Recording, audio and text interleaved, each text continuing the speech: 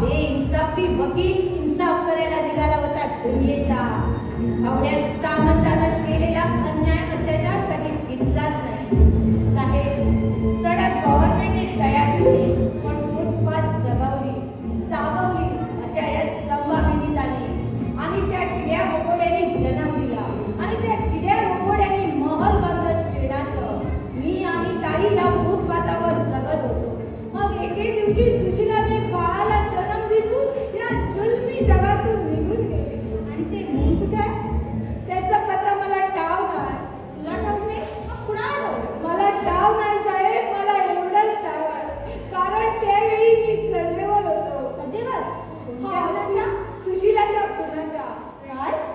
इस्पितळात सुशीलाने बाळाला जन्म दिला आणि सामंतानं आपला पाप लपवण्यासाठी सुशीलाचा श्वास गुंतून माझ्या नजरेसमोर तिचा खून केला आणि त्या खुनाच्या आरोपीखाली मला जन्मठेपेच्या शिक्षेवर पाठवलं साहेब. जन्मठेपेच्या शिक्षेवर पाठवलं.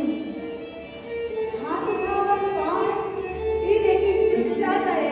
सामंताने दिलेली? नाही, सरकारने दिलेली. सरकारने? आज सरकारनं मी ना केलेल्या अपराधाची शिक्षा भोगत होतो. त्या लोखंडी गजाआड चढत होतो, घुसत होतो आणि तो सामान रोज आनंदाने दिवाळी साजरा करीत होता. माझ्या अंतःकरणातील त्या सुटाचे फडके तडातड होते. ते मला स्वस्त पडू देईना. मग एके दिवशी स्वैराचारासाठी पंखाने उड्डाणाचा बंड केला पण स्वातंत्र्याची ती झेप निरंतर उतरली. घेतलेली ती धडक त्या दगडी भिंतीवर आणून कोसळली. एक पंखच छाटला गेला जेलरच्या गोळीने आणि सजा वाढली आणखी 5 वर्षाची. असं तुझा काय गेला तर? आज आहे. बरं, मला सांग जेंटलमॅन, सुशीलेनं बाळाला जन्म कुठे दिला? नर्सोजी इस्पितळात. कोणत्या साली? तिचं मला आठवत नाही. तरी बघा 49-50 मधील असेल. बरं, ही गोष्ट आणखी कोणाकोणाला माहिती आहे? दुसऱ्या नीट आठवून सांग. एका डॉक्टरला. डॉक्टरला? सुशीलाच्या बाळपणाच्या वक्ताला मी एक गोष्ट एका डॉक्टरला सांगितली होती. बरं, पुढे त्या मुलाचं काय झालं? सुशीलेच्या? साई, मी शिक्षा भोगून परत आलो तेव्हा ही दुनिया समजीत बदलली होती. त्या डॉक्टरने त्याला स्वतःच्या घरी नेलं होतं. कसा शोध घेता घेता त्या डॉक्टरच्या घरापाशी आलो तर ते डॉक्टर या दुनियेतच नव्हते. आणि ते मूल? त्याला पुढच्या शिक्षणासाठी फॉरेनला पाठवलं होतं. अच्छा, या गोष्टीला साधारण किती वर्ष झाली असतील? तरी बघा 12 आणि 5 17. 17तले 2 कमी. कमीत कमी 12-15 वर्षामधले असेल. तर या 12-15 वर्षाच्या काळात तू काय केलंस? मी माझं आयुष्य फुटपाथावर फेकलेल्या सामंताच्या मागं माझी उरलेली जिंदगी पणाला लावू लागलो. त्याची स्वप्न सर्वस्व उभी झालो. आज या पोराच्या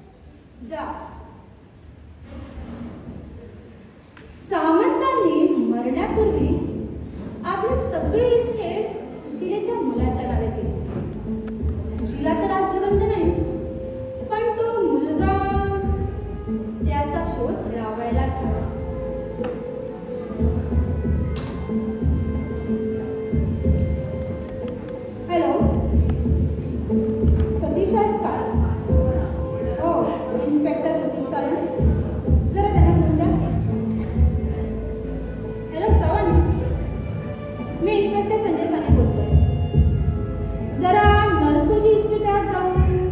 हो तेच तिथे जाऊन 1949-50 साली सुशीला भोर नावाच्या एका बाई तिथे बाळंतपणासाठी आल्या होत्या.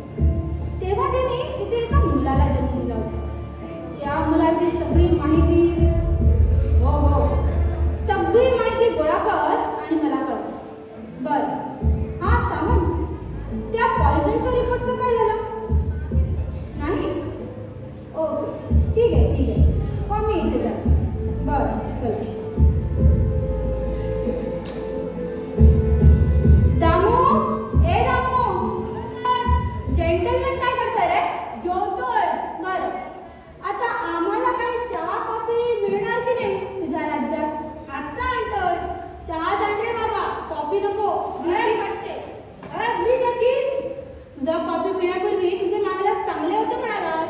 हो अगदी चांगले होते हो. बरं.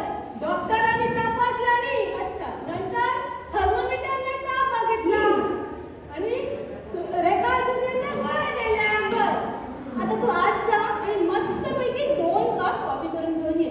2 कप? हो 2 कप जा.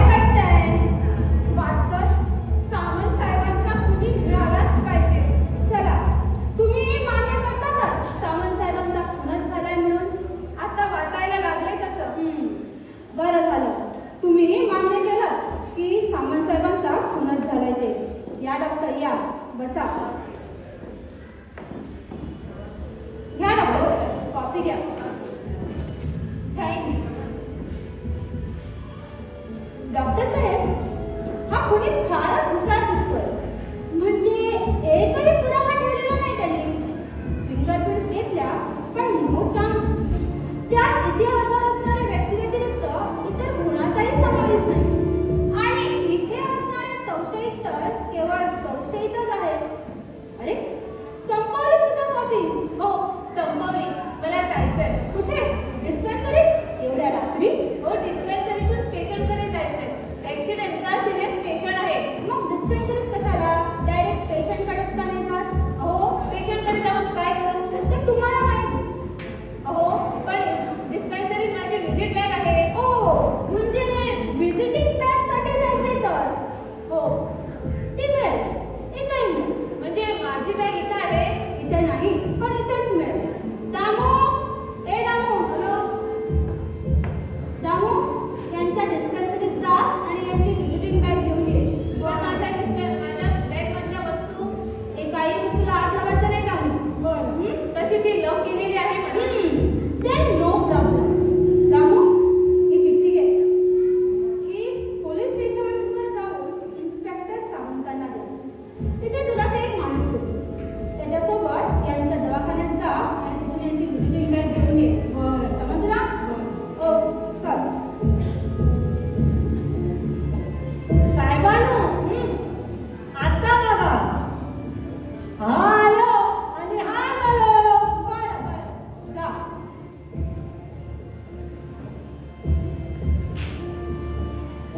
डॉक्टर साहेब, तुम्ही बोर झाला असाल नाही? तुम्हाला हे विचारायचं आहे? मला वेदना कळतात डॉक्टर साहेब. डॉक्टरला वेदना नसतात. असतात फक्त जखमा. त्यावरील उपाय देखील त्यालाच ठाऊक असतो. डॉक्टर साहेब, तुम्हाला एक प्रश्न विचारू? विचारा. प्रश्न विचारण्याचे अधिकार तुमच्याकडे आहेत. बरोबर. डॉक्टर, तुम्ही शरीराच्या जखमांवर उपचार करता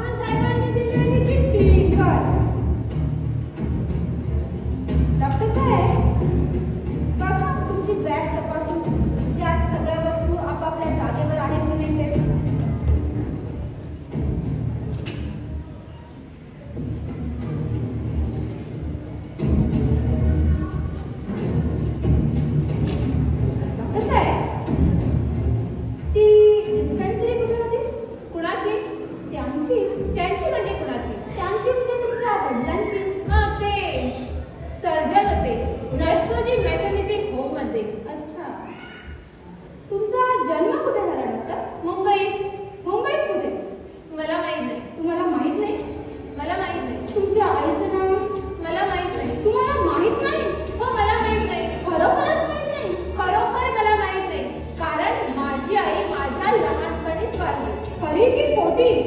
म्हणजे माझ्या वडिलांनी 2 लग्न. इन्स्पेक्टर, तुम्ही संशयाच्या प्रवाहात नको तिथं वाहत चाललाय. Wrong, absolutely wrong. तुमच्या मनात संशयाची फार चुकचुकते. मग तुम्ही लपवण्याचा प्रयत्न करता डॉक्टर साहेब, पण उपभोग शून्य. हे बघितलं काय ते? काय आहे ते? हा चित्रगुप्ताने लिहिलेला तुमचा तकदीरनामा आहे. काय आहे ते? तुमची कुंडली. कुंडली? हो, कुंडली. यात सगळं लिहिलंय. तुमचं नाव काय, तुमची रास काय, तुमची जात काय, तुमचा जन्म कुठे झाला, सगळं आहे यात. माझी जात तीच तुमची जात, माणसाची. तुमची जात माणसाची नाही डॉक्टर साहेब. तुमची जात सापाची आहे, नागाची आहे, वंश परंपरेने बदला घेणाऱ्या नागाची. तुमचं नाव गिरीश नायक लेले, राईट? हो. जन्म धरूया, तुमच्या वडिलांचं नाव गिरीश वामन लेले, राईट? हो. तुमच्या आईचं नाव Sushila Bhor. Wrong, absolutely wrong. ती माझी कुणीच नव्हती. मग हे बर्थ सर्टिफिकेट, नर्सरी मेटर्निटी होमचा खोटं आहे ते. पण या तुमच्या आईचं नाव तर खरं लिहिलंय डॉक्टर साहेब. बघा, सुशीला गणेश भोर. ही सुशीलाच तुमची खरी जन्मदात्री. आणि डॉक्टर V.V. लेले तुमचे खरे वडील नाहीत, तर तुमचे खरे वडील आहेत ऍडव्होकेट सामंत. स्वतःपासून दिवस केलेला सुशीलेचा सामंताने अभेद केला. सुशीलाबाईने एका बाळाला जन्म देताच तिला देवाज्ञा झाली आणि निपुत्रिक असणाऱ्या एका डॉक्टरांना, डॉक्टर V.V. लेलेंना सुपुत्र मिळाला. डॉक्टर गिरीश नायक लेले म्हणजे तुम्ही डॉक्टर साहेब. Am I right? साने, तुम्ही कथा लिहिता? साने गुरुजी लिहायचे. मी इन्स्पेक्टर साने आहे. माझा संबंध कथांशी नाही, तो असतो व्यथांशी. व्यथा विरळ व्हायला लागल्यात, शल्य बोथट झालंय, वेदनांची तीव्रता शमली, सांगरीची आस संपली. आता कशाला हा अट्टहास?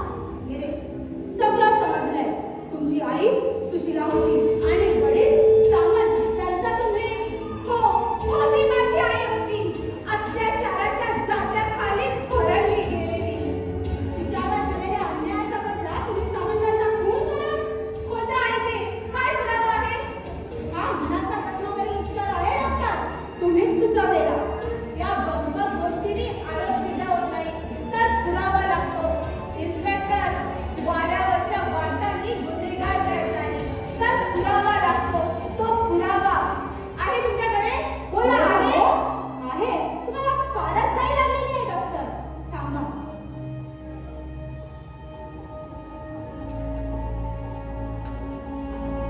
डॉक्टर साहेब, तुम्ही सामंतांच्या मरणापूर्वी त्यांचा चेकअप केला होता? हो. का? कारण त्यांच्या छातीत कळा आहे बेटा. किती वेळा तेच प्रश्न विचारणार आहात इन्स्पेक्टर? सॉरी डॉक्टर, आता पुन्हा तुम्हाला त्या प्रश्नांची उत्तर द्यायला लागणार. आता शेवटचेच काही प्रश्न. मला सांगा, तेव्हा फक्त त्यांच्या छातीत कळा येत होत्या? हो. त्यांना ताप नव्हता? नव्हता. नक्की नव्हता? हो, नव्हता. दामो, त्याला कशाला बोलवता? तुम्हाला पुरावा पाहिजे ना. त्यांना त्यावेळी थोडा ताप होता. किती होता? किती डिग्री होता